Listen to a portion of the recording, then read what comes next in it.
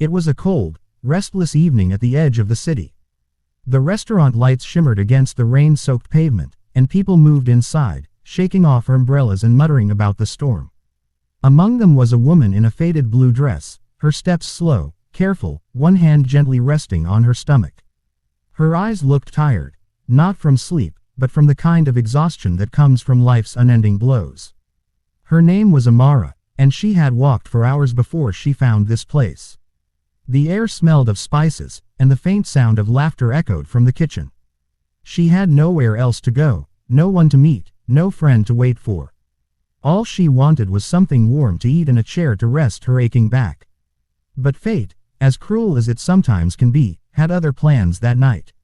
At one corner of the restaurant stood Liam, a young waiter who had already had the worst day of his month. He had been scolded by his manager for a broken glass, short-tipped by rude customers, and humiliated by a colleague he once trusted. His spirit burned with silent frustration. When Amara walked in, soaked from the rain and hesitant at the door, he didn't see a tired woman. He saw another burden, another problem waiting to happen. She whispered softly, "Excuse me, may I please sit down for a moment?" He didn't respond right away. He saw her wet clothes, her unsteady stance, and something inside him hardened. "We're full tonight," he muttered, wiping the counter. She looked around. Half the seats were empty. "Please," she said again, her voice trembling, "I just need a place to wait.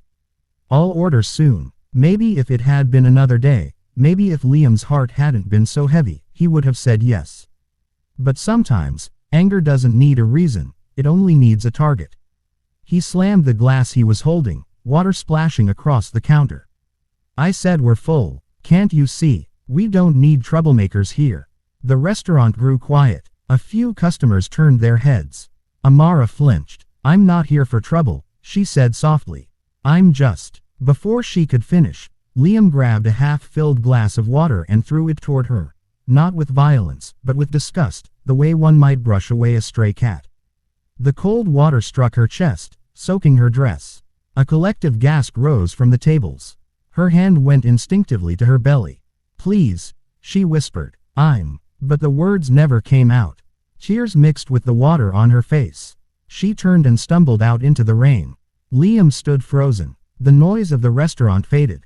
Somewhere deep in his chest, a whisper of guilt began to form, but pride drowned it. He told himself she deserved it. She shouldn't have begged. He was right, or so he thought. Outside, the storm had grown fierce. Amara found shelter under a closed shop's canopy.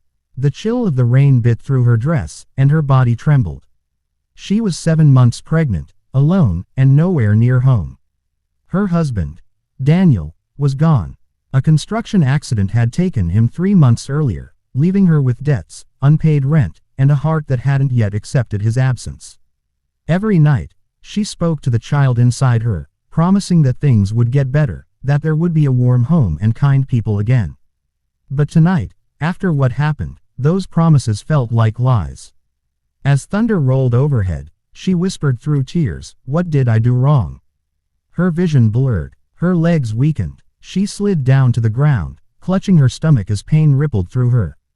Minutes later, a car screeched to a stop nearby. A man stepped out, umbrella in hand. Mr. Grayson, the owner of the restaurant. He had been driving home when he saw the familiar shape of his old employee crouched by the wall. "Amara," he called. "Is that you?" Her eyes lifted slowly. She recognized his face. Kind, older, the one man who had once offered her a waitress job before she left to marry Daniel. He rushed forward, wrapping his jacket around her. "What are you doing here? You're freezing." "I went in to rest," she murmured, her voice weak. "They said no." Her words were broken by another wave of pain. "Mr. Grayson's face paled. "You're pregnant," he said urgently. "Stay still. I'll call an ambulance." Within minutes, she was rushed to the hospital. The doctors moved fast. Hours passed, the rain subsided, and by dawn, the cries of a newborn filled the sterile corridor. A baby girl, small, fragile, but alive. Amara was unconscious, her body too weak from the ordeal. When Mr. Grayson saw the infant, tears filled his eyes. He promised silently that he would take care of both mother and child. He didn't know yet who had turned her away that night. But by morning, he would. The next day, Liam arrived at work late, still feeling uneasy about what happened. He tried to bury the memory, telling himself she had probably gone somewhere else. But when he walked into the restaurant, the atmosphere was different. People whispered. The manager looked grim. Mr. Grayson stood near the counter, holding his phone tightly. Liam, he said quietly.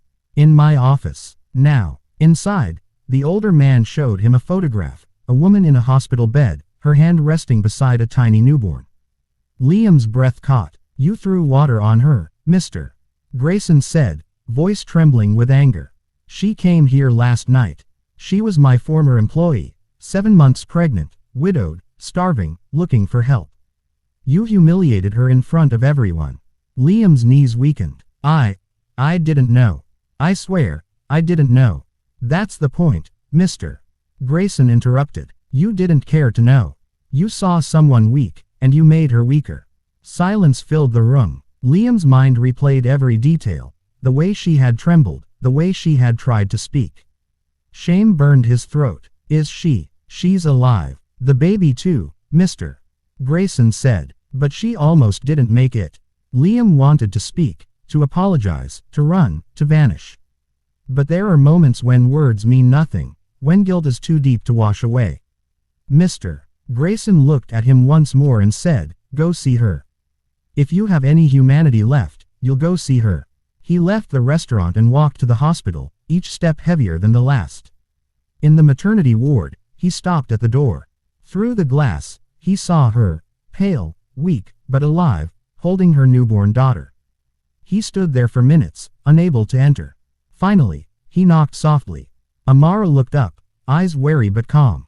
I came to apologize, he said quietly. I didn't know who you were. I didn't know you were pregnant. I was angry, and I took it out on you. I'm sorry. Amara looked at him for a long time, then turned her gaze toward her baby. I'm used to people not knowing who I am, she whispered. But it's never an excuse to be cruel.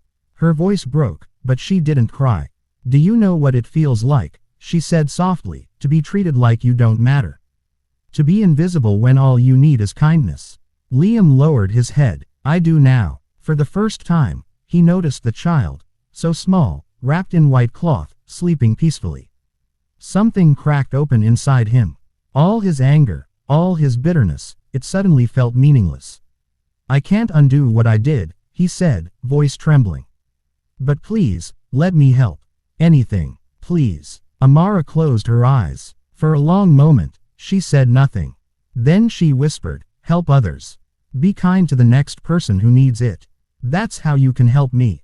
Her forgiveness, quiet, undeserved, broke him completely.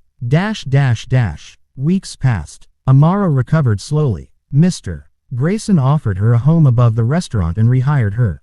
Her daughter, Lily, became the light of the place. Customers adored her tiny laugh, and even the most tired faces softened when she giggled. Liam still worked there, but something in him had changed. He arrived early, stayed late, and treated every guest with respect. He spoke gently, smiled more, and every time he poured water, he remembered that night, and the woman who had taught him the price of indifference. He never asked for Amara's forgiveness again, because he knew she had already given it. But he earned it every day through quiet service and small acts of kindness. Sometimes, late at night, when the restaurant was empty, he would stand near the counter, watching Amara feed her daughter. And he would whisper a silent prayer, not for himself, but for the strength never to judge a stranger again. Years later, when Lily grew old enough to walk, she would run to him, calling, Uncle Liam. Her laughter filled the space where guilt once lived, and in those moments, he finally understood what redemption meant, not to erase the past, but to live every day determined never to repeat it. This is the tragedy and the lesson of that rainy night. Sometimes the worst wounds are caused not by hatred, but by thoughtlessness. Sometimes cruelty hides in indifference. The water that splashed that woman didn't just wet her clothes, it drowned her dignity, her hope. Yet she, the one who had every right to hate, chose to forgive. And that forgiveness became the seed of change in another human heart. We live in a world where people are quick to judge, quick to anger, and slow to listen. But perhaps if we paused, if we looked a little closer, we'd see that behind every tired face, every trembling hand, there's a story we know nothing about. Amara taught that lesson with her pain.